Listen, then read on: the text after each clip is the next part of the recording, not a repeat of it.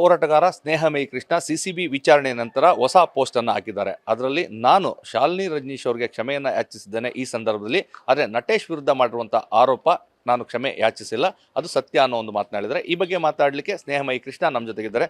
Sir, ತಾವು ಮೊದಲ ಪೋಸ್ಟನ್ನು CCB ವಿಚಾರಣೆ ನಂತರ ಹಾಕಿದ್ದೀರಿ, ಏನದು ಅಂತ? ಸರ್, ನಾನು ಶಾಲಿನಿ ರಜನೀಶ್ ಕ್ಷಮೆ ಕೇಳಿದ್ದೀನಿ ನನ್ನ ಒಂದೇ ವಿಚಾರ ಇಟ್ಕೊಂಡು ಕೆಲವು ಅಭಿಪ್ರಾಯಗಳನ್ನು ತಿಳಿಸಿದ್ರೆ, ಹಾಗಾಗಿ ಆ ಒಂದು ಸತ್ಯನ ತಿಳಿಸೋಕ್ಕೋಸ್ಕರ ನಾನು ಇದು ಮಾಡಿರೋಂಥದ್ದು. ಸೊ ನಾನು ಆರೋಪ ಮಾಡೋದು ಸುಳ್ಳು ಅಂತೇಳಿ ನಾನು ಕ್ಷಮೆ ಯಾಚಿಸಿಲ್ಲ.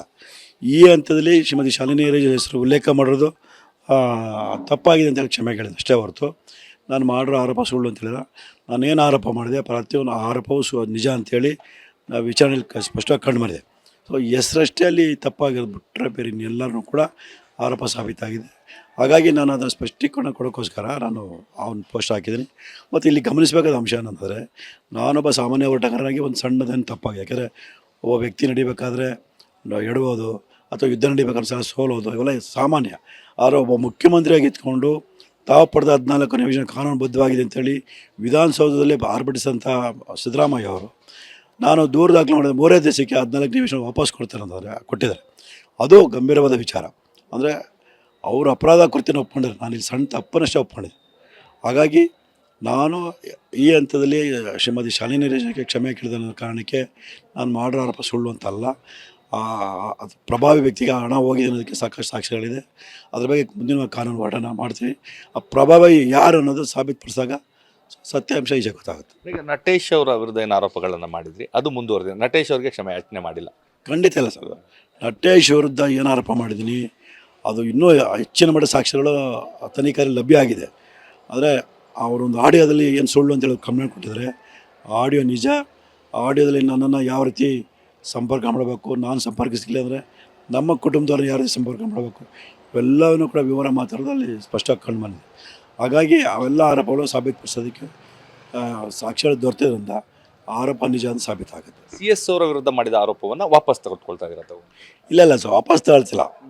ಈ ಹಂತದಲ್ಲಿ ಹೌದೌದು, ಅದೇ ಅದನ್ನೇ ಹೆಸರು ಏನಿದೆ ಅದಕ್ಕೆ ಸಂಬಂಧಪಟ್ಟಾಗ ನಾನು ವಾಪಸ್ ತಗೊಳ್ತಾ ಇದ್ದೀನಿ. ಅದ್ರ ಬಗ್ಗೆ ಕ್ಷಮೆ ಕೇಳ್ತಾ ಇದ್ದೀನಿ. ಯಾಕೆಂತ ಹೇಳಿದ್ರೆ ಅದೇ ಅದೊಂದು ಸಣ್ಣ ತಪ್ಪಾಗಿದೆ ನನ್ನಿಂದ. ಹಾಗಾಗಿ ಕ್ಷಮೆ ಕೇಳಿದ್ರೆ ಅದೇನು ದೊಡ್ಡ ಅಪರಾಧ ಅಲ್ಲ, ಮತ್ತು ನನ್ನ ಹೋರಾಟಕ್ಕೆ ಹಿನ್ನಡೆನೂ ಅಲ್ಲ. ಹೋರಾಟಗಾರ ಮಾಡಬೇಕಾದ್ರೆ ಸತ್ಯನ ಒಪ್ಕೊಳ್ಬೇಕಾದ್ರದು ನನ್ನ ಕರ್ತವ್ಯ. ಹಾಗಾಗಿ ಆ ಸತ್ಯನ ಒಪ್ಕೊಂಡಿದ್ದೀನಿ ಅಷ್ಟು ಹೊರತು ಆರೋಪ ಸುಳ್ಳು ಅಂತ ಎಲ್ಲೂ ನಾನು ಕ್ಷಮೆ ಕೇಳಿಲ್ಲ. ಅಂದರೆ ನಿಮ್ಮನ್ನು ಎಲ್ಲೋ ಒಂದು ಕಡೆ ಟ್ರ್ಯಾಪ್ ಮಾಡಿದ್ರು ಅಂತ ಅನಿಸುತ್ತಾ ಅಂತೇಳಿ ಈ ವಿಚಾರದಲ್ಲಿ? ಸರ್, ಅದನ್ನೇ ಇಲ್ಲಿ ನೋಡಿ, ಗಮನಿಸಬೇಕಾದ ಅಂಶ ಏನಂದರೆ, ನಟೇಶ್ ಅವ್ರ ವಿರುದ್ಧ ನಾನು ಹಿಂದೆ ಆರೋಪ ಮಾಡಿದಾಗ ಅಂದರೆ ಲೋಕಾಯುಕ್ತರಿಗೆ 4,35,00,000 ಕೊಟ್ಟಿದ್ರು ಅಂತ ಮಾಡಿದಾಗ ದೂರು ಕೊಡಲಿಲ್ಲ.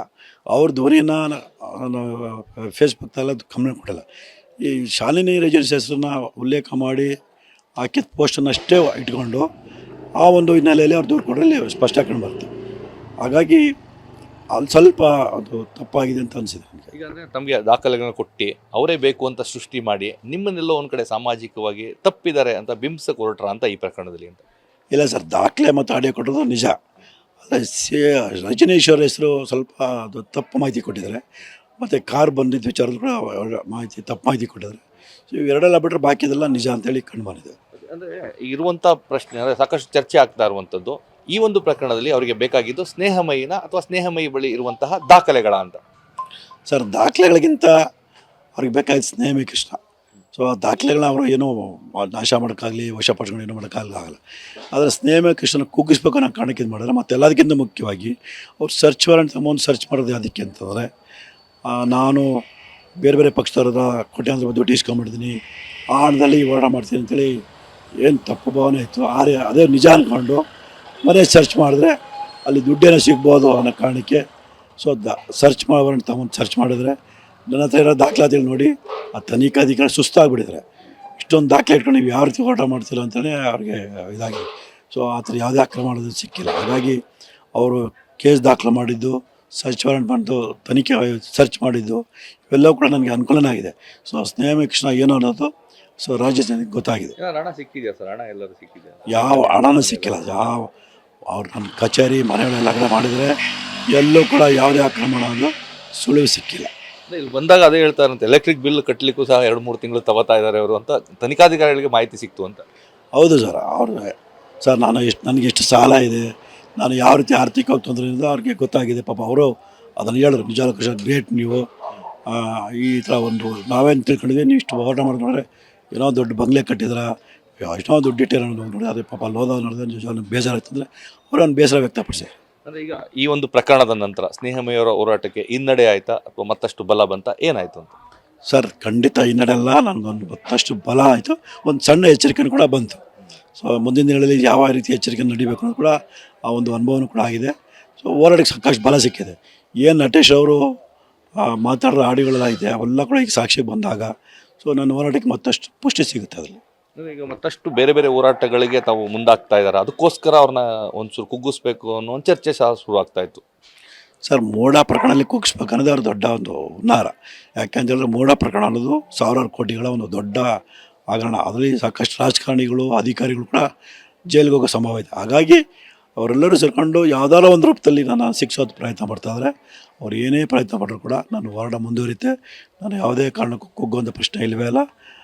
ನಟೇಶ್ ಅವರು ಕೊಟ್ಟಿರೋಂಥ ದೂರಿಂದ ನನ್ನ ಹೋರಾಟ ಮತ್ತಷ್ಟು ಬಲ ಸಿಕ್ಕಿದೆ ಅಂತ ಹೇಳ್ಬೋದು. ಯಾಕಂದರೆ ಇಡೀ ರಾಜ್ಯ ಜನ ಮತ್ತು ಮಾಧ್ಯಮಗಳು ಎಲ್ಲರೂ ಕೂಡ ನನ್ನ ಹೋರಾಟಕ್ಕೆ ಯಾವ ರೀತಿ ಬೆಂಬಲ ಇದೆ ಅನ್ನೋದು ನನಗೆ ಗೊತ್ತಾಗಿದೆ.